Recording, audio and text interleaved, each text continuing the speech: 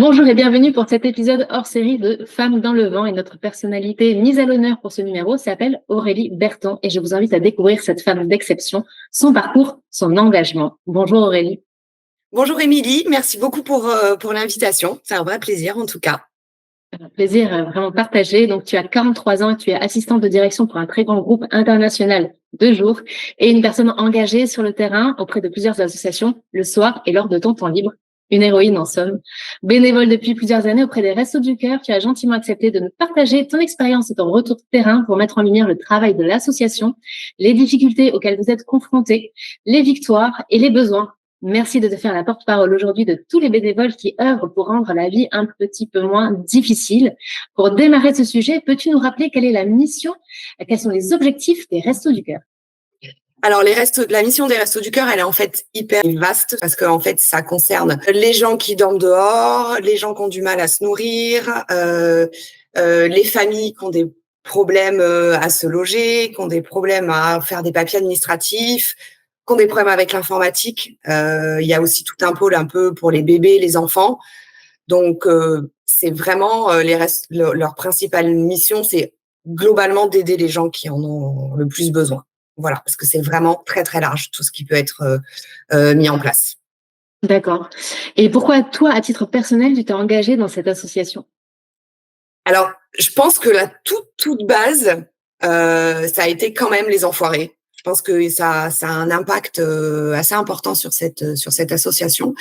Les enfoirés et surtout Coluche qui a lancé ça en 1985, même si toutes les deux on était jeunes, même très jeunes.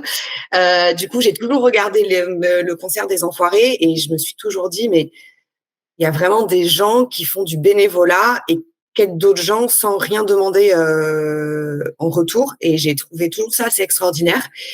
Et j'avais essayé il y a quelques années déjà de le faire, mais c'était un peu un peu compliqué parce qu'il fallait les contacter via le site internet, aller à une réunion, être dispo souvent en journée ou le week-end. Quand on travaille, c'est pas simple. Donc, j'avais laissé un peu ça tomber et c'était quand même dans un endroit de ma tête et je me disais, mais en vrai, moi, j'ai la chance d'avoir tout ce qu'il faut pour bien vivre et vivre correctement. Donc, je veux donner mon temps à ceux qui ont eu moins de chance que moi. Donc, en fait, ça a toujours été un peu dans ma tête, en vrai. J'ai pas eu une révélation un jour où je me suis dit, je vais faire du bénévolat. Voilà. Et tout s'est un peu accéléré pendant le Covid, en fait, pendant le confinement, où ils ont fait des appels à des bénévoles en ligne plus simples parce que les bénévoles n'osaient plus y aller, et ce qui était totalement normal. On avait très peur au début, même si maintenant on a oublié. Et tout est parti de là, en vrai. Ok. Tu le disais tout à l'heure, donc les Restos du Cœur, ça touche vraiment un large public, malheureusement. Puis voilà, des jeunes, des moins jeunes, etc. Quels moyens vous mettez en place pour atteindre les objectifs ?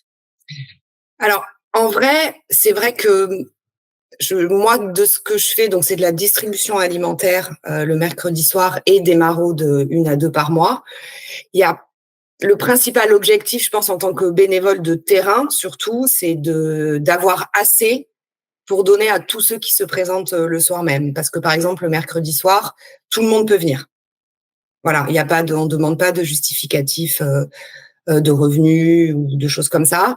Donc, tout le monde peut venir. Bien sûr, les gens comme toi et moi ne viennent pas parce que aller au Resto du Cœur, c'est quand même pas simple, c'est pas une démarche facile. Donc, l'objectif chaque mercredi, c'est d'avoir assez pour tout le monde. Donc, ça va pouvoir s'organiser suivant ce qu'il y a dans le camion. Si on donne un plat chaud à une personne, peut-être qu'il n'aura pas de sandwich parce qu'il faut garder pour après. Donc, en fait, c'est des objectifs vraiment soir par soir de donner à tout le monde. Parce qu'on peut avoir 80 bénéficiaires un soir et la semaine d'après, en avoir, par exemple, 150. Donc, c'est là où il faut arriver à la gestion, oui. La logistique n'est pas évidente. Qui est pas évidente. Et après, pour les maraudes, on remplit le camion avant à l'entrepôt et ensuite on part dans les rues. Alors nous, c'est surtout le 92. Et là, en général, on a ce qu'il faut parce qu'on sait à peu près quelle personne on va aller voir et où elle se situe, où elle dorme dehors. Mais on en prend toujours un peu plus parce que en camion, on peut s'arrêter parce qu'on voit une tente au dernier moment qu'on n'avait pas vue la semaine d'avant. Donc, en fait, les objectifs, c'est vraiment d'en avoir pour tout le monde et aussi d'être à l'écoute et de rester, en fait, dans la discussion, dans le sourire, dans l'accueil, parce que c'est ce qu'ils viennent chercher aussi, en plus de se nourrir. Beaucoup viennent juste prendre un café parce qu'ils ont envie de parler. Donc ça, c'est des objectifs vraiment très terrain, en vrai. C'est pas avec des chiffres, des machins, voilà. Ça, les objectifs plus chiffrés sont plus au sein du siège de l'association, mais nous, c'est surtout jour par jour. Mais c'est ce côté humain et c'est justement là le prochain point que je souhaitais aborder parce que donc tu fais les maraudes et c'est quelque chose dont j'aimerais qu'on parle parce que des personnes que tu rencontres dans la rue, donc avec qui tu as l'occasion d'échanger, tu le disais, hein, parfois ils viennent juste chercher ça, l'échange. Ce sont souvent malheureusement des personnes qui sont invisibilisées. Ils se livrent donc parfois à toi pour te partager leur histoire de vie, mise à mal par un coup du destin, une guerre, une maladie, une injustice. C'est le début souvent d'une spirale infernale dont il est difficile de sortir par ses propres moyens et surtout de s'en sortir indemne. J'aimerais que nous parlions de ces personnes quelques instants. Peux-tu nous raconter qui elles sont, leurs besoins, leurs blessures, leurs espoirs? Alors, le public, il est très, très large. Pour prendre l'exemple des distributions, donc, qui se déroulent toujours au même endroit le mercredi soir. Donc, on est vraiment fixe avec le camion, on installe tout. Et en fait, ça va passer par des SDF, ça va passer par des réfugiés. Il y aura aussi des familles, il y aura aussi des enfants. On aura aussi des familles en grande précarité. Donc, la plupart, ils vont, par exemple, avoir un logement, mais ils peuvent juste pas se nourrir parce que ça coûte très, très cher. Donc, les histoires sont très différentes. Les bénéficiaires sont tous très différents. On peut avoir, par exemple, des personnes qui viennent d'Afghanistan, d'autres d'Ukraine, d'autres de Russie, et une maman avec 3 enfants qui n'arrive pas à nourrir ses enfants. Donc, la distribution, c'est vraiment extrêmement large. Donc, on est amené à échanger avec des personnes qui ont des situations totalement différentes. Il peut y avoir aussi, moi, je pense surtout à une personne qui a un handicap un peu moteur, enfin voilà, et qui vit beaucoup d'aide et tout ça, mais qui sont quand même seuls, qui a été abandonné, qui est assez incompris. Donc, on a aussi ce type de personnes, des handicapés, malheureusement. Donc ça concerne beaucoup la distribution du mercredi soir. Les maraudes, c'est complètement différent et un peu plus difficile pour moi à gérer les maraudes quand je rentre, parce qu'en fait, les maraudes, ce sont des gens qui dorment dehors. Donc, on est sur un public, même s'il y en a le soir de la distribution, on va pas chez eux, entre guillemets, mais en maraude, on va à l'endroit où ils dorment. Et là, il y a des SDF, donc des gens, malheureusement, ça peut arriver à toi ou à moi du jour au lendemain, qui perdent tout et qui se retrouvent dehors. C'est important de le dire. Ouais. Ouais, c'est très important. En fait, ça peut arriver à n'importe qui. Moi, j'ai écouté des histoires où ma femme est morte, j'ai perdu mes enfants, bah du coup, je me suis retrouvée à boire, à me droguer et j'ai perdu mon appart et je me suis retrouvée dehors. Donc voilà, l'alcool fait aussi beaucoup de ravages et la drogue et ceux qui sont dans la rue, sont dans un espèce de tourbillon en fait et ils n'arrivent pas à s'en sortir. Et même s'ils veulent s'en sortir, il faut trouver les bons points de contact, les bonnes associations, les bonnes personnes. Et ils sont pas accompagnés. Donc, ils restent malheureusement à la rue pendant des années, voire très longtemps. Et après, il y a toute la population migrants, réfugiés. Nous, par exemple, sur les quais, on a tout un groupe d'Afghanistan qui sont extrêmement touchants, extrêmement jovial, souriant. Ils apprennent le français tout seuls alors qu'ils sont dans des tentes. Avec l'eau de la Seine qui est montée, c'était catastrophique. Et ils sont venus ici pour trouver un monde meilleur, enfin une vie meilleure surtout, qu'ils trouvent pas forcément. Mais ils essayent, ils galèrent, c'est très dur. Et ça nous raconte des histoires parce que nous, on ne vient pas de pays en guerre, on n'a pas fui notre pays. Et eux, en fait, ils sont vraiment... Enfin, la plupart n'ont pas encore le statut de réfugiés, donc malheureusement, ce sont des migrants, mais ils sont vraiment venus pour trouver autre chose et ils lâchent pas. Donc en fait, il y a cette chose de la survie aussi qui se met en place, parce qu'à les écouter, nous, on se dit, mais moi, comment ils continuent de vivre et tout. Et donc là, l'espoir, c'est ça. Ouais, c'est l'espoir, Ouais. exactement. C'est l'espoir qui les tient. Et ce public, c'est encore différent. Et après, où c'est le plus dur, c'est quand il y a des... Nous, on n'a pas d'enfants à la rue quand on fait les maraudes, mais les femmes. Il y en a très peu, mais qu'on en a, c'est très dur parce que la rue, c'est très, très, très, très, très violent. Et voilà, c'est 2 publics vraiment différents et ça passe de l'étudiant aussi, qui n'arrive pas à se nourrir, donc qui vient au Resto du Cœur, voilà, aux réfugiés sur les quais, au SDF qui est à la rue depuis 15 ans, qui croit plus en rien et qui se dit bah je suis là, voilà. Donc voilà, c'est vraiment large. Et au-delà de leur donner à manger, il y a aussi un échange, une discussion, essayer de leur donner des contacts. Et aussi pour les deux d'ailleurs, on peut avoir des bonnets, des gants, des chaussettes qui sont donnés par des sociétés, et des vêtements et des couvertures de survie, des duvets, des sacs à dos pour essayer un peu d'améliorer leur quotidien. Et je trouve que ce qui est assez dingue en faisant ça, c'est qu'en fait, on récolte des merci, des sourires, c'est juste, mais incroyable, quoi. Enfin, pour le coup, toi, t'es là, mais non, mais j'ai rien fait. Moi, j'ai juste pris 2 heures de mon temps, en fait. Et en vrai, ça change tout pour eux, quoi. Oui, ça leur change la vie. Ouais. Oui, complètement. Et on crée du lien aussi parce que c'est les mêmes qu'on voit. Donc, du coup, voilà, ça crée quelque chose en plus. Toi, donc, tu es au contact de ces personnes. Selon toi, de quoi est-il difficile de se rendre compte quand on n'est pas confronté à ce qui se passe sur le terrain? En fait, je pense que les gens se rendent quand même assez compte de ce qui se passe, mais les gens ont tendance à faire un peu mettre tout le monde dans le même panier. Et en tant que bénévole, derrière chaque personne, en fait, il y a une histoire différente. Et je pense que les gens ne sont pas assez ouverts à tout ça. Et s'ils prenaient juste la peine quand on croise un SDF, juste de lui faire un sourire ou lui dire bonjour, même sans rien lui donner et pas passer à côté au mode non mais j'ai peur presque de me faire agresser. Pour eux déjà ça change tout dans leur journée. Et je pense que ça on a vraiment, les gens les voient trop comme des invisibles en fait, ou des nuisibles aussi, malheureusement. Et ouais, à titre personnel, pour toi, c'est quoi le plus difficile à accepter? Parce que quand on assiste à tout ça, on ne peut être que fortement impacté. Toi, c'est quoi qui, pour toi, est vraiment le plus difficile à accepter? C'est les gens qui dorment dehors.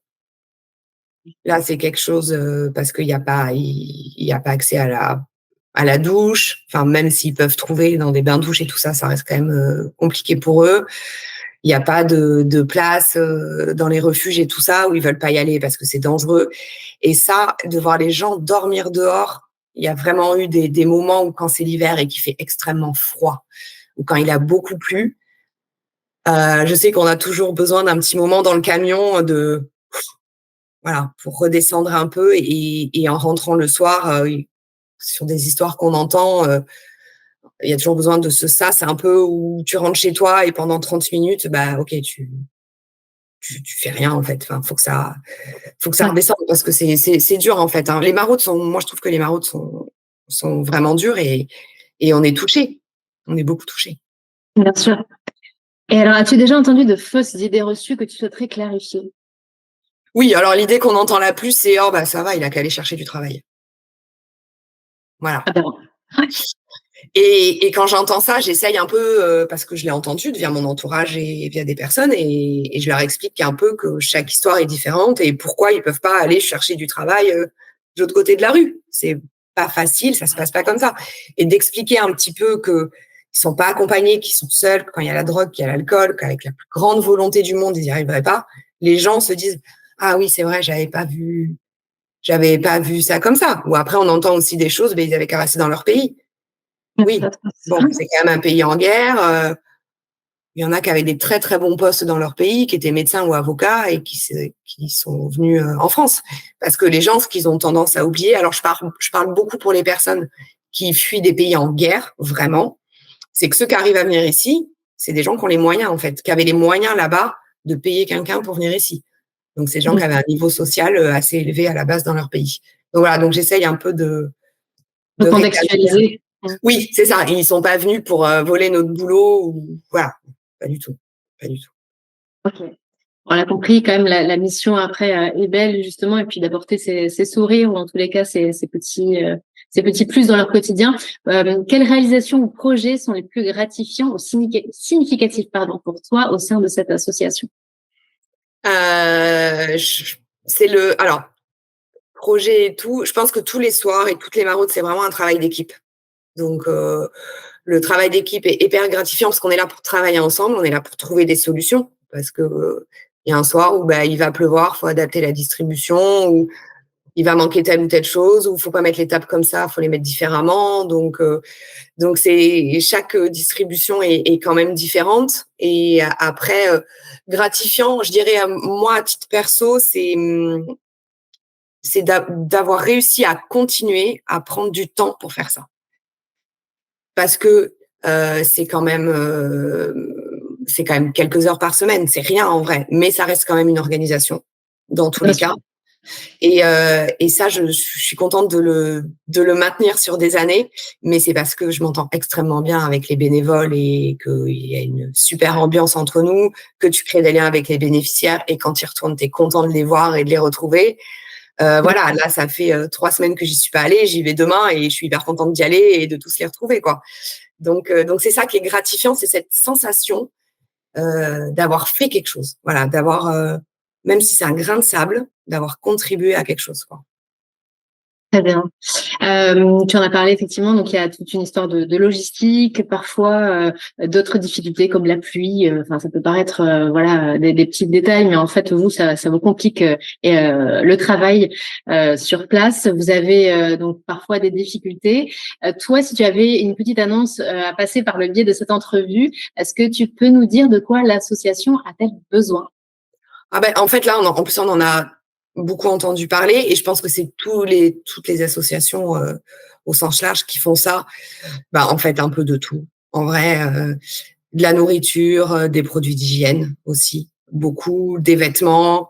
Voilà, il y a vraiment besoin de tout.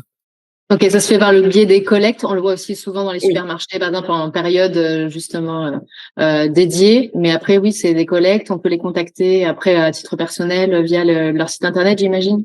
Oui, bien sûr. Après, c'est des dons en ligne, donc des virements, tout simplement. Et après, la grosse collecte des Restos du Cœur, elle est au mois de mars. Et ça, cette grosse collecte est vraiment très importante parce que ça fait un peu pour toute l'année, en fait. Donc cette année, elle a très bien marché. Et c'est là où où les entrepôts se remplissent pour l'année qui vient. Donc celle-là, la collecte des Restos du Cœur en mars est vraiment extrêmement importante. Après, il y en a ponctuellement dans des enseignes un petit peu partout en France. Et après, les dons en ligne qui, dans tous les cas, permettent à faire des achats. Ok. On a pu voir donc l'importance et on n'en doutait bien évidemment pas, mais au moins là, on se rend compte un petit peu plus concrètement de quoi elle retourne, donc de l'importance de toutes ces missions. Est-ce que donc on l'a dit, c'est souvent très difficile, il y a des histoires vraiment qui prennent vraiment au tripes et au cœur. Est-ce que tu as été témoin d'histoires qui connaissent un tournant plutôt heureux? Alors oui, j'en ai eu une. C'est un monsieur qu'on voyait à la gare de Colombes en Maraude, qui, le pauvre, vivait sous sa tente avec son petit chien et avait même une sonde urinaire, le pauvre. Donc, pas facile d'être à la rue et malade. Et en fait, il a trouvé un appartement. C'est génial. Et ça, je trouve que c'est la meilleure chose. Ou en Maraude, quand on nous dit, ah ben non, il est parti dans cette ville parce qu'il a trouvé un petit boulot. Voilà, ça, c'est vraiment, vraiment, vraiment chouette, quoi. Parce que ça reste rare, hélas, mais ça arrive quand même. Puis vous avez assuré cette transition et voilà. Puis ensuite, on fait que cela se produise pour le plus grand nombre. Donc, comment s'engager ou suivre les missions des Restos du Cœur? Donc, on mettra déjà les informations dans le descriptif de cette vidéo. Donc, il y a le site, les réseaux sociaux. Tu l'as également évoqué, donc la possibilité de faire des donations. On mettra les liens directs, comme ça facilitera un petit peu le process pour tout le monde. Est-ce qu'il y a une prochaine actualité ou on reste vraiment centré sur la collecte du mois de mars, voilà, pour préparer tout ça? Non, pour le moment, je pense pas Après, non, c'est vraiment des collectes ponctuelles. Après, je sais que oui, le site, c'est très bien. S'il y a des personnes, surtout, qui veulent devenir bénévoles, parce que en vrai, il y en a jamais assez. Moi, ce que je conseille aux personnes qui veulent le faire, c'est d'aller voir soit les Restos du Cœur ou une autre association. C'est s'ils ont quelque chose pas loin de chez eux, s'ils voient une distribution un soir en rentrant ou voilà, qu'ils y aillent pour se présenter aux responsables de soirée, pour expliquer qu'ils aimeraient faire un test, parce qu'en général, on fait un test et on voit après si, bah oui, j'en suis capable ou j'en suis pas capable, parce que tout le monde n'est pas capable d'entendre des histoires, voilà, et c'est normal. Donc, moi, je conseille aux gens, s'ils veulent le faire, c'est de se déplacer directement. Aller se rendre compte. Et en tous les cas, oui, si ça trotte dans la tête, faut pas hésiter, aller à se rapprocher de quelqu'un de l'association pour, comme tu l'as dit justement, aller. C'est un premier pas et puis aller voir. Et puis après, il y a plein de façons de participer en tant que bénévole et donc il ne faut surtout pas hésiter. Je le disais en introduction, tu t'engages beaucoup dans le milieu associatif. Tu as notamment déjà participé à une mission au Malawi en 2022 pour aider à la construction d'écoles. Tu partiras également prochainement à Calais pour cuisiner et distribuer des repas aux migrants en transit pour l'Angleterre, dans l'espoir simplement d'une vie meilleure. Et pour nous permettre de te suivre, nous ajouterons également les liens des associations auprès desquelles tu t'engages dans le descriptif de cette vidéo. Aurélie, un immense merci de nous avoir accordé du temps, mais aussi pour ta générosité, ta bienveillance et ton engagement. As-tu un mot à ajouter, un message à faire passer avant de conclure cet échange? Non, merci à toi, Émilie, de m'avoir donné l'occasion d'en parler parce que ça me tient vraiment beaucoup, beaucoup à cœur. Et moi, je dirais qu'une chose, c'est qu'il faut pas hésiter à tenter l'aventure de devenir bénévole parce que ça apporte beaucoup, beaucoup. Voilà. Très bien. Et merci à toi encore une nouvelle fois. Merci à tous et à tous de nous avoir suivis. N'hésitez pas à découvrir le travail de ces associations et à nous partager en commentaire de cette vidéo les associations que vous soutenez, leur mission afin de les mettre en avant auprès de notre communauté. Et à très bientôt pour un nouveau sujet. Prenez bien soin de vous.